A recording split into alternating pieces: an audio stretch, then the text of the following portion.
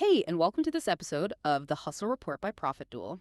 Today, we're embarking on a deep dive into a topic that's captured the imagination of so many people looking to build financial flexibility: freelance writing as a side hustle. If you're someone who loves crafting words, maybe telling a compelling story, or just you have a keen eye for grammar and clear communication, well, this might just be the perfect way to monetize those skills. We're talking about a path that offers really incredible flexibility, something that frees you from the usual constraints of a traditional 9 to 5. Yeah, exactly. And our mission for this deep dive is basically to give you a really comprehensive, kind of no-filter understanding of what freelance writing as a side hustle truly entails. We'll break down how it works, look into the significant benefits that draw so many people in, but also talk openly about the challenges you're likely to face. And then we'll lay out some practical, actionable steps to help you get started on the right foot. Ultimately, we want to help you figure out if this is the right path for you to unlock your creativity, build a valuable skill, and yeah, generate that extra income stream. Okay, let's unpack this then. When we talk about freelance writing as a side hustle, what exactly are we defining here? Because, for many, freelance might sound like a full-time thing, but we're really focusing on that side hustle angle, something you can do Yeah, around other stuff. that's a really crucial distinction. Fundamentally, freelance writing, especially as a side hustle, means creating different kinds of content for clients, but on a project-by-project basis. Think of it less like being an employee, with a fixed role, and more like you're a skilled contractor delivering specific pieces of work. Right, like specific assignments. Exactly. It could be anything from engaging blog posts that help a business with their SEO and connect with their audience, or maybe well-researched articles for online magazines. It could also be compelling web copy that helps turn visitors into customers, or maybe detailed product descriptions for e-commerce sites.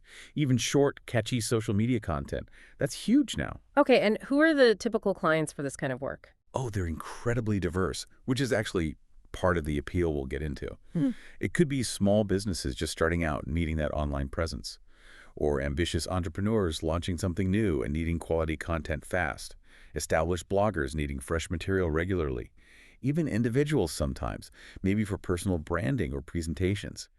What's really key here is the autonomy it offers. You generally get to choose the projects that interest you, you negotiate your own rates, and critically, you set your own schedule. Okay.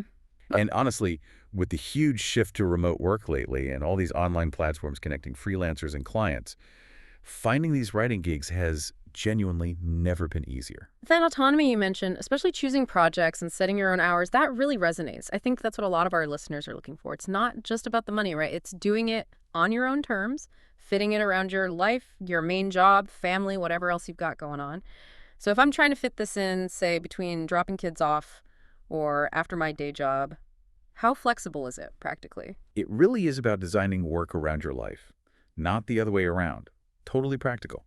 You might carve out an hour each morning, maybe a couple of hours in the evening, or block out a Saturday morning, whatever works for you. And it's really appealing for people who like variety, like intellectual stimulation. You're not just earning, you're constantly learning and growing. That's a powerful mix for a side hustle. Okay, so that makes sense. Let's talk about why so many people are drawn to it then.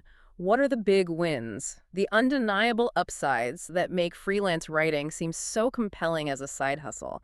What's the real hook? Well, the benefits are pretty strong, and like you said, they often go beyond just the cash, especially if you're just looking to add to your income without a massive commitment. First and foremost, as we touched on, is the flexibility. It's unparalleled, really. You are genuinely the boss of your own schedule.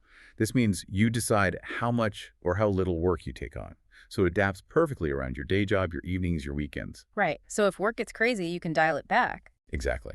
Or if things are slower, you can ramp up your writing. That control over your time is huge. Then there's the variety. You're rarely stuck writing the same thing constantly, which can be a nice break from, workplace monotony sometimes. You get to explore different topics, different industries, keeps the writing fresh, keeps it exciting. One it might be sustainable farming. The next, it's AI breakthroughs. Then maybe a lifestyle blog. Keeps things interesting, for sure. Definitely. And that constant change directly feeds into skill enhancement. You're always sharpening your writing, honing your research skills, digging into new subjects, learning about different fields. It's a genuine chance for ongoing personal and professional growth. Okay. Another massive draw, especially now, is you can work from anywhere. Genuinely, all you need is a decent laptop and internet. So your home office, a coffee shop, even while traveling. Those geographical limits just vanish. That freedom is huge. Yeah, the digital nomad dream for some. Kind of. And of course, the most direct benefit for a lot of people is the extra income. It's a fantastic way to supplement your main salary. Maybe pay down debt faster, save for that dream vacation, a new car, or just build up a safety net, an emergency fund. It gives you more control over your finances. Those benefits do sound incredibly appealing. That mix of flexibility, learning, working from anywhere, it really speaks to that modern desire for a more autonomous life. It hits on wanting quick, adaptable ways to learn and earn, all wrapped up in a way that gives you personal freedom. But there's always a but, isn't there? What about the flip side? What are the less glamorous bits, the realities people need to know about before they dive in? Absolutely. It's so important to have a realistic view. Every opportunity has drawbacks. One of the main challenges, and it's a big one for some, is income fluctuation. Unlike that steady paycheck, freelance earnings can really vary month to month. Some months you might be busy, lots of projects. Other months might be slower. That can make budgeting tricky unless you plan ahead. Yeah, that feast or famine cycle can be stressful. It can. A good tip, if you're serious, is to build a financial buffer. Maybe aim for like a 3-month buffer rule, enough savings to cover essentials during those leaner times. It really helps reduce the stress. Then there's the whole self-employment taxes thing. As a freelancer, you're basically a small business owner in the eyes of the tax authorities. That means you are responsible for handling your taxes, estimated quarterly payments, all that financial planning. No employer is withholding it for you. Oof, yeah, that catches people out. It does. You really need to talk to a tax pro or use some good accounting software built for freelancers. Avoid those nasty surprises. Client management can also be a source of stress sometimes. You might get demanding clients, maybe requirements that weren't clear up front, or project delays that mess up your schedule and cash flow.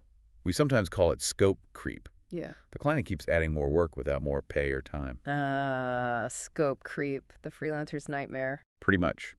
So communicating clearly, setting expectations with a good brief for contract, and knowing how to push back politely on scope creep, those are critical skills you develop. The market itself, while it has lots of opportunity, is also pretty competitive. It's a popular side hustle choice, so you'll often be competing with lots of other talented writers. It can make it harder to land those first gigs or get the higher paying work, especially when you're starting out. So you need a way to stand out. Yeah, maybe finding a niche, focusing on a specific industry or type of content where there's more demand than supply. That can help. And finally, a big difference from regular employment: no benefits. No employer-sponsored health insurance, paid time off, retirement contributions. You have to factor those into your own planning, especially if you think about scaling this up later or just manage them through your main job if you have one. That's a really important point, managing finances alongside a main job. How do people typically handle that income uncertainty or the tax side without getting totally swamped, especially if they're just starting? Sounds like a different way of thinking.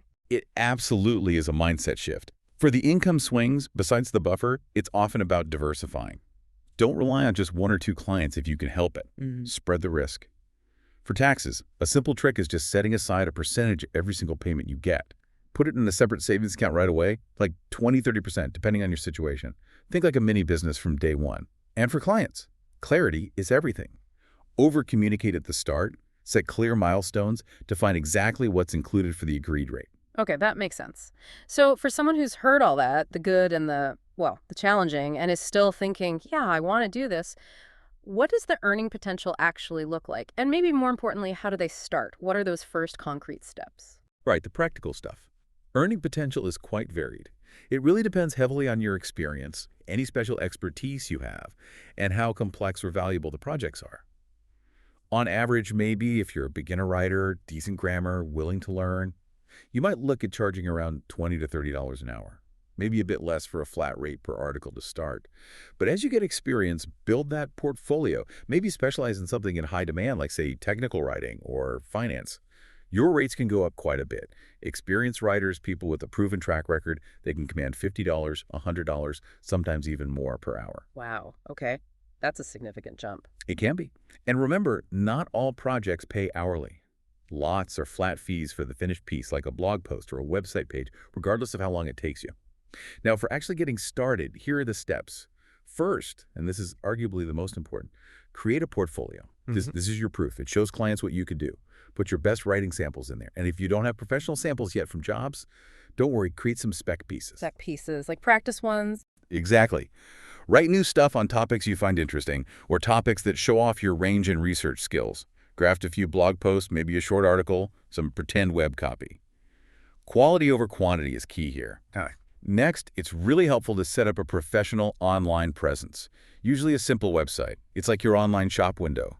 Makes it easy for clients to find you, see your work, looks professional. Does it need to be complicated? Not at all. A simple WordPress site or something like Squarespace or Wix, just an About Me, services, portfolio, and contact page is often enough to get started. Shows you're serious. Once you've got that, start using freelance platforms, sites like Upwork, Fiverr, maybe Freelancer. They're built to connect writers with clients. They offer a structured way to find projects, send proposals, handle payments. Spend some time making your profile look good on there.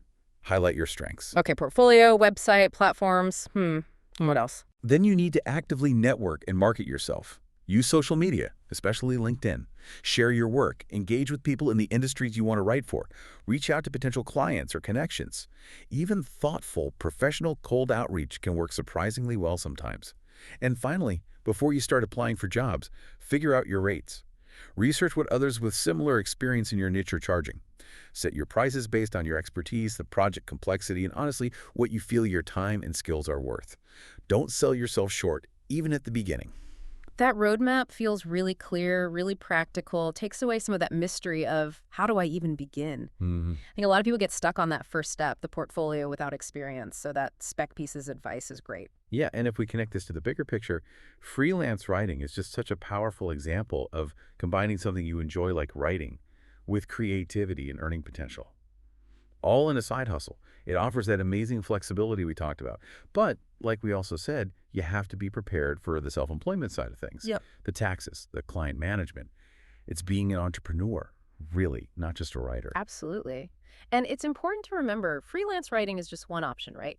In the whole world of side hustles we explore here on the Hustle Report, there are so many possibilities for diversifying income. We've talked about things like matched betting for, lower risk income, creating digital products for passive income, even publishing an ebook or starting a YouTube channel if you have expertise to share. There are all different ways to hustle, create value, and get more control over your finances. Exactly. And what's really fascinating about freelance writing, I think, is how it shows you can build a mini business around your most natural skills, your passions.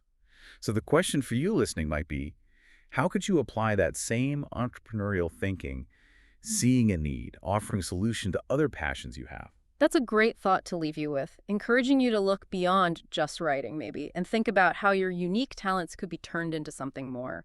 We hope this deep dive has given you some real clarity and maybe some confidence, whether you're now ready to jump into freelance writing or just still exploring that wide landscape of side hustles. Making informed decisions is key. That's it for today. We'll see you back on the Hustle Report soon.